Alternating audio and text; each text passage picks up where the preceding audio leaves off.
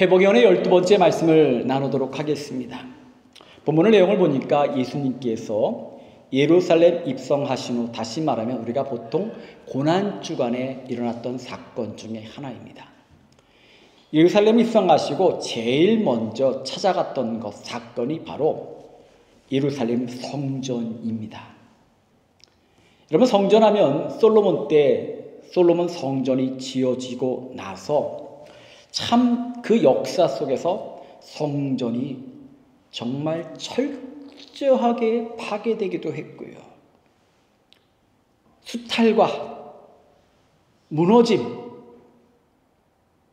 또 하나님의 외면, 그 소망, 정말 그 성전의 역사 속에 수많은 일들이 있었지만 그래도 그들에게는요, 성전에 대한 꿈이 있었고 신앙의 중심이었어요. 그러나 안타깝게도 예수님께서 성전을 방문하실 때 그 현실은 충격적이었습니다. 외국에서 온 순례자들은 환전상들에게 돈을 바꾸는 거예요. 여기저기서 돈을 바꾸라고 요거 난립니다. 어떤 이들은 제사에 드릴 비둘기와 짐승을 살려고 소리칩니다. 누군가는 소리쳤겠죠. 여기 좋은 거 있습니다. 여기 싼 거 있습니다. 어떤 이들은 깎아주면 안 되냐고. 무엇이 상상되십니까? 성전 안들이 시장이 된 거예요. 거룩함은 사라지고 인간의 소리가 가득했습니다. 예수님께서 이 장면을 보시며 분노하셨고 상인들의 상을 뒤엎고 빌기 파는 자들을 내추시며 외치셨습니다. 17절의 말씀입니다. 우리 함께 읽겠습니다. 내 집은 만민이 기도하는 집이라 칭함을 받을 것이라 하였거늘 너희는 강도의 소굴을 만들었도다. 아멘. 예수님의 분노, 그 외침 속에는 성전의 본질이 무엇인지를 밝히고 있어요. 더 나아가 이 말씀을 오늘 우리에게 우리 교회의 본질이 뭔지, 우리가 잊지 말아야 될 것이 무엇인지, 우리가 지켜야 될 것이 무엇인지를 강하게 선포하고 있습니다. 특별히 오늘 예수님께서 말씀하셨습니다. 내 집은 만민이 기도하는 집이라. 제가 이 말씀을 성전 건축의 역사를 좀 살펴보면서 이 말씀의 본질을 생각해 보려고 합니다. 첫 번째, 성전의 본질은 하나님의 임재입니다. 출애굽기 20장 19절 말씀입니다. 하나님이 우리에게 말씀하시지 말게 하소서 우리가 죽을까 하나이다. 너무 뜻밖의 말씀이 있죠. 모세에게 말하는 거예요. 직접 말하지 말게 하소서. 이때는요, 하나님이 산에 계셨어요. 아브라함이 모리아산에서 하나님을 만났고 모세가 시내산에서 하나님을 만났고 출애굽한 후에도 호렙산 시내산에서 하나님을 만났습니다. 이때 이스라엘 백성들은요, 하나님을 대면하는 것, 하나님 말씀을 듣는 것에 대한 공포가 있었어요.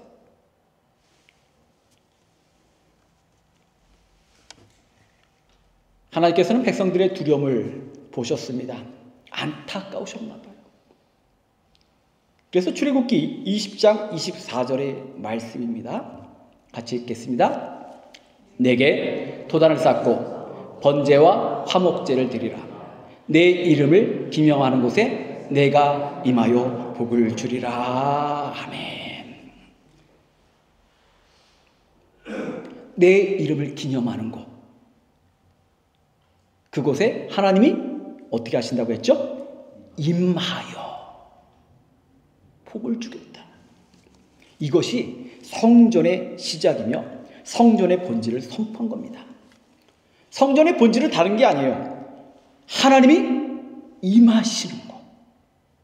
이것이 성전인 줄 믿습니다. 하나님이 함께 하시겠다는 거죠. 내가 너희와 함께 하겠노라 선포하신 거예요. 그 이스라엘 백성이 광야에서 계속 이동을 하게 됩니다. 토단을 쌓을 수가 없잖아요. 그 쌓은 토단을 가져갈 수가 없잖아요. 그래서 하나님께서 이스라엘 백성에게 그것을 긍휼히 여기시사 이동식 제단을 허락하셨습니다. 그것이 뭐냐? 바로 성막이라고 하는 거예요. 출애굽기 25장을 보시면 하나님께서 성막을 지을 때 재료와 규격을 다 말씀하시고, 뭐는 몇 규빗이고 뭐는 몇 규빗이고 뭐는 어떤 가죽을 쓰고 어떤 것은 어떤 색깔을 쓰고, 이런 말씀을 많이 설명을 하시는데 25장의 핵심은 재료도 중요하고 색깔도 중요하고 다 중요하지만 핵심은 뭐냐? 25장 8절이에요. 함께 읽겠습니다. 그들 중에 거할 처소를 나를 위하여 짓되. 22절입니다. 거기서 내가 너와 만나고 내가 이스라엘 자손을 위하여 내게 명령할 모든 일을 내게 이르리라. 아멘. 성막 제작을 명령하셨는데 가장 핵심은 본질 뭡니까? 백성과 함께 하겠다. 가나안 정착 후에 이 출애굽 광야에서 지었던 성막은 실로에 있었습니다. 오랜 시간 동안, 약 400년 동안 이스라엘 신앙의 중심이 되었죠. 근데 400년이 흐르는 동안 가죽으로 만들었던 것들도 헤어지고 뭔가 색깔도 연해지고 많은 것들이 이제 이전과 같지 않을 때 다윗이 너무 마음이 아팠어요. 난 이렇게 좋은 궁전에서 사는데 하나님의 성막은 저렇게 낡아지고 하나님이 텐트 속에 계시는 거잖아요. 여러분, 이 다윗의 마음을 여러분이 품기를 축원합니다. 교회에 와서 교회를 바라보며 성도를 바라보며 내가 헌신할 것, 내가 나눌 것이 무엇인지를 생각나는 영혼 되시기를 축원합니다. 다윗은요, 낡아진 성전을 보며 안타까웠어요. 그래서 사무엘하 7장 2절에 하나님 앞에 기도합니다. 여호와의 궤가 회장 가운데 있는데 나는 백향목 궁에 거하니 어찌리까? 이런 얘기예요. 내가 너무 죄송하고 송구합니다. 난 이렇게 좋은 곳에 있는데, 좋은 곳에서 머물며 호사를 누리는데 하나님 텐트 속에, 천막 속에 계신 거 제가 안타까워서 볼 수가 없으니 제게 성전을 짓게 하옵소서. 하나님이 거하실 집을 짓겠노라 선언했지만, 여러분, 오늘 이 부분은 자세하게 말씀드리지는 않겠지만 그 사명을 다윗이 감당하지 못하고 준비만 하고 솔로몬이 성전을 짓게 됩니다. 이제 다윗은 참 많은 것을 준비했어요. 그 사명을 다윗이 본받아서, 그리고 그에 더하여 레바논의 백향목, 정말 좋은 나무들, 금과 은과 보석을 아낌없이 사용합니다. 그때의 기록들을 보면요, 이 벽돌 사이사이마다 황금을 집어넣었다 그래요. 그러니까 엄청난 금이 들어간 거죠. 최고의 기술자들, 최고의 자재들을 사용하여 성전을 건축했습니다. 화면 한번 보실까요? 이것을 이름하여 제1성전 또는 솔로몬 성전이라고 합니다. 그림이지만 현재 없기 때문에 성경에 의하여 건축된 그림을 그렸지만 황금빛이 휘황찬란하잖아요. 이렇게 화려한 성전을 건축하는데 성전 건축의 가장 마지막 단계가 뭐냐면, 실로에 있던 언약궤를 성전 지성소에 딱 제사장들이 모시는 거예요. 제사장들이 언약궤를 메고 지성소로 탁 들어가서 언약궤를 두는 순간 신비롭고 놀라운 일이 일어납니다. 열왕기상 8장 10절로 11절입니다. 같이 읽겠습니다. 제사장이 성소에서 나올 때 구름이 성전에 가득하매 제사장이 구름으로 능히 서서 섬기지 못하였으니 이는 여호와의 영광이 성전에 가득함이었더라. 아멘. 성전의 완성은 금이나 보석이나 화려함이나 눈에 보이는 건물이 있지 않았던 거예요. 성전의 완성은 바로 하나님의 임재였다고 하는 겁니다. 하나님의 임재를 체험했던 백성들은요, 마음속에 큰 위로를 받았어요. 하나님이 우리와 함께 계신다. 오늘 이 고백이 우리들의 고백되기를 축원합니다. 벤츄라교회는요, 하나님이 함께 하시는 교회가 되어야 돼요. 여러분 성도들은요, 제가 사랑하는 여러분들은 하나님이 동행하는 인생이 돼야 합니다. 제가 지금 간략하게 광야의 성막부터 솔로몬의 성전을 말씀드렸습니다. 거듭거듭 말씀드립니다. 성전의 본질이 뭐냐?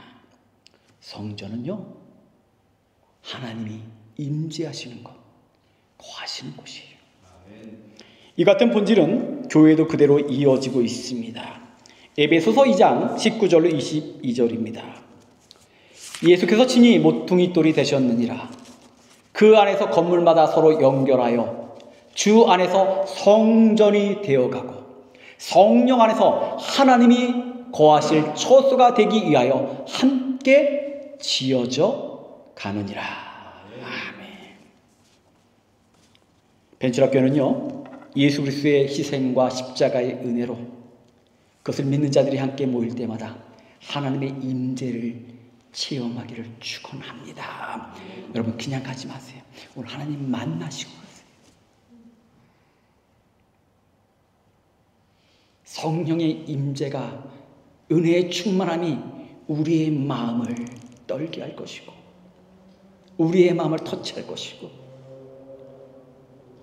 하나님의 임재를 느끼는 심령, 세상의 어떤 존재들보다도 귀한 존재예요. 여러분, 담임으로서 부탁드립니다. 그냥 가지 마세요. 하나님의 임재를 느끼시기를 축원합니다. 두 번째로, 하나님의 임재 속의 간절한 외침을 생각해 보려고 합니다. 솔로몬이 죽은 후에 이스라엘은 남북으로 갈라졌습니다. 단순히 갈라진 것이 아니라 그 갈라짐 속에는요, 우상 숭배, 타락함이 사람들의 영혼을 타락하게 만들었어요. 하나님을 떠나게 했습니다. 하나님께서는 때때로 주변 국가들을 통하여 경고하셨지만 어리석은 백성들은요, 성전이 지켜줄 거라 생각했어요. 근데 이것은요, 그들의 착각입니다. 성전이 지켜준다. 그들이 바라봤던 건요, 뭘 봤냐면 건물을 바라본 거예요. 근데 그들이 범죄했더니 하나님이 떠나셨어요. 성전의 핵심은 건물이 아니라 하나님의 임재임을 믿으시기를 축원합니다. 벤츄라교회 핵심은요, 하나님이 함께할 때 그 생명력이 있는 거예요. 아무리 100명, 1000명이 모여도 하나님이 함께 하시지 않으면 그건 교회가 아니고 커뮤니티가 되는 거예요. 인정하시죠? 벤츄라교회는 하나님이 함께 하시는 교회가 돼야 돼요. 근데 그들은 뭘 봤냐면 건물을 바라보며 건물이 지켜줄 거라 했는데 착각입니다. 결국 주전 586년 바벨론의 느부갓네살 왕이 예루살렘을 침략합니다. 이때요, 성전이 불에 타고 성전이 철저하게 파괴가 돼요. 왜 이토록 파괴를 했느냐? 솔로몬이 성전을 지을 때 이 담벼락 사이마다 금을 집어넣었잖아요. 바벨론의 병사들이 와가지고 그 금을 캐려고 벽돌 하나까지 다 부셔버린 거예요. 그러니 완전히 초토화가 된 거죠. 웅장하던 성전이 사라졌어요.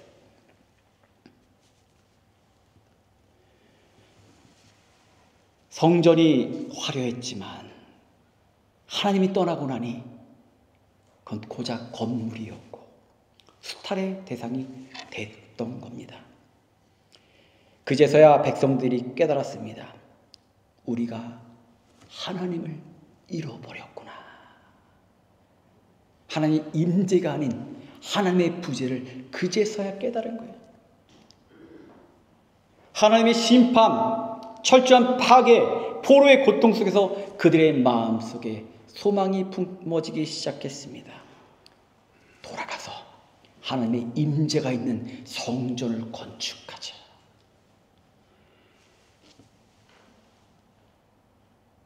믿는 자들은 국금을 위해 기도하고 간구하고 몸부림치는 가운데 성경을 보니까 하나님께서 에스겔에게 환상을 줍니다. 드발 강가에서 환상을 주셔요.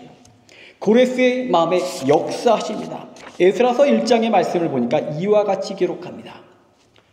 고레스는 여호와께서 나에게 명령하여 예루살렘의 성전을 건축하라 하셨나니 백성 중에 마음이 하나님께 감동을 받은 자가 여호와의 성전을 건축하라. 고레스의 감동이 하루아침에 된 게 아니에요. 하나님의 섭리와 백성들의 그 간절했던 마음이 고레스 왕의 마음을 움직인 거죠. 포로 생활 70년 만에 수룹바벨을 비롯한 여러 지도자들이 예루살렘으로 귀환해서 그들이 꿈꿨던 소망했던 성전을 건축하기 시작했습니다. 그런데요, 너무너무 어려운 거예요. 포로에서 각 돌아왔습니다. 사람들도 많이 못 왔어요. 가난해요. 부족한 게 너무 많아. 먹는 것도 급하고 자는 것도 급하고 그 가운데 성전을 짓는데 얼마나 많은 도전이 있겠어요. 더구나 사마리아 사람들이 끊임없이 방해를 합니다. 그래서 짓던 성전을 다 짓지 못하고 무려 16년 동안 성전 건축이 중단돼요. 그때 제가 말씀을 준비하면서 그때 사람들이 어땠을까? 어떤 이들은 자포자기도 했겠지만 어떤 이들은요, 눈만 뜨면 기도했을 것 같아요. 눈만 뜨면 울었을 것 같아요. 하나님, 성전을 주세요. 하나님 허락해 주세요. 성전이 완성하게 해달라. 여러분, 우리가 이 교회에 오기까지 짧은 시간이었지만 그때 여러분들 얼마나 간절하게 기도하셨어요. 얼마나 소망했습니까? 하나님, 우리가 편안히 예배드릴 수 있는 곳, 하나님께 영광 돌릴 수 있는 곳 달라고 얼마나 그 간절했던 시간들, 얼마 전 얘기 아닙니다. 1년도 안 된 얘기예요.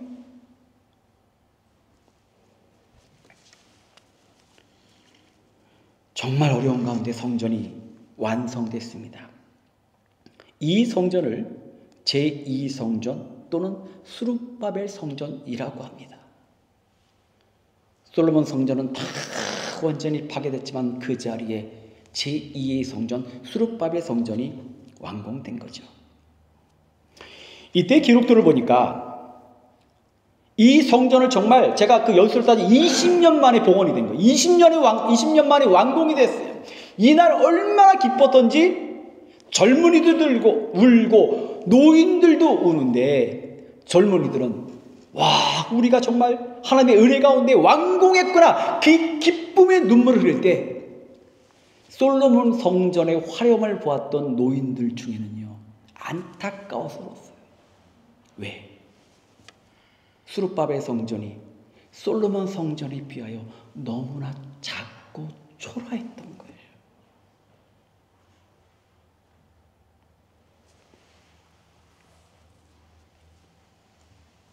예전엔 이렇게 화려했던데 예전 이렇게 많은 황금을 썼고 이렇게 많은 보석을 썼고 이렇게 멋졌는데 그러지 못하다고 하는 그 안타까운 마음으로 성전 앞에서 좋으면서도 안타까움에 눈물을 흘렸어요.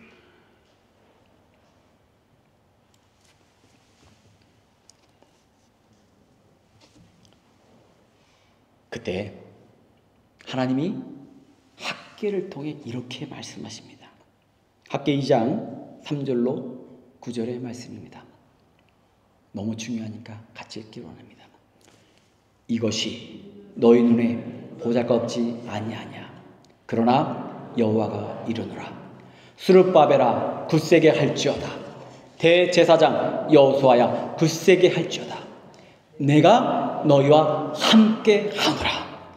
이 집의 나중 영광이 이전 영광보다 크리라. 아멘.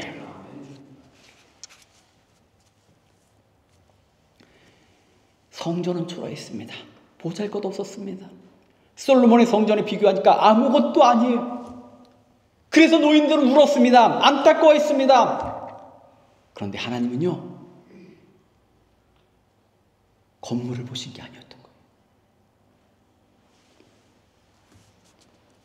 하나님은 건물의 화려함이나 크기를 보신 것이 아니라, 보석을 본 것이 아니라, 금덩어리를 본 것이 아니라 그들의 간절함을 보신 줄 믿습니다.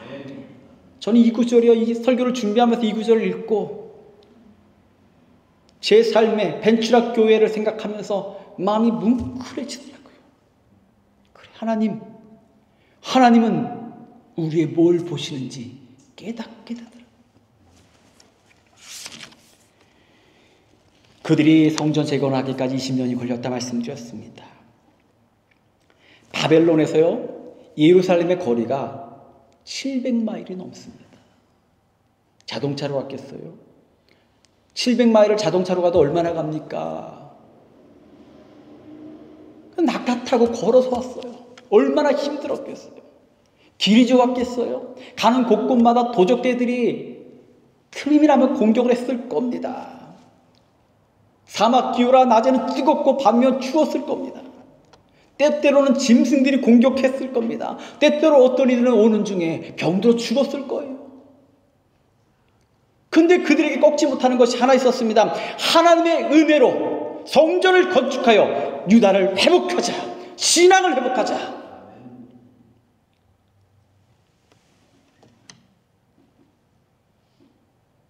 때로는 힘들고 아프고 괴롭고 포기하고 싶을 때마다 그럼에도 불구하고 하나님 앞에 엎드려 기도했겠죠. 하나님 살려주세요. 하나님 도와주세요. 하나님 이기게 해주세요. 오직 간절한 소망으로 왔던 그들의 믿음, 그 마음을, 그 믿음을 하나님께서 보시고 어떻게 합니까? 말씀하시죠. 내가 너희와 함께 하노라. 아멘.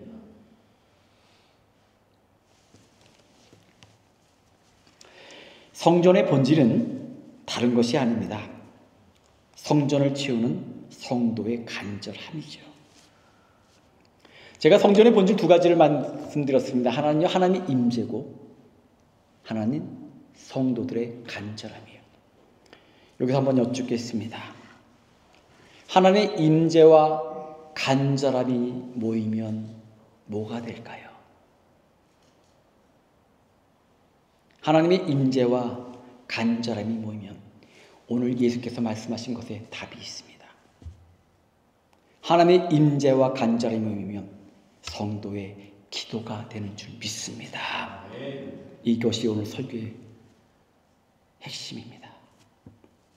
예수께서 말씀하셨습니다. 외치셨습니다. 내 집은 만민이 기도하는 집이라.